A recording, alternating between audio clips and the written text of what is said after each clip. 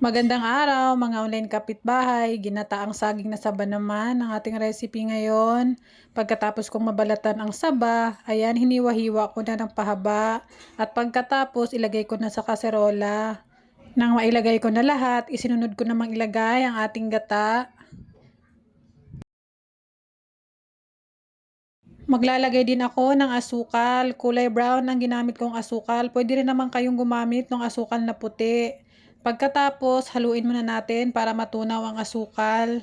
Pag tunaw na ang asukal, pwede na natin itong isalang sa kalan. Mahina lang ang apoy ko dyan para maiwasan naman nating masunog at matuyuan agad ang ating niluluto. Kailangan natin itong haluin maya-maya para maiwasan naman nating dumikit sa kaldero at syempre para pumantay na rin ang pagkaluto. Itutuloy lang natin ang pagluluto hanggang sa mag-simmer na siya at maluto na ang ating saging. Pagluto na ang saging at malapot na ang gata, pwede na natin tikman. Okay na sa akin ang tamis na to.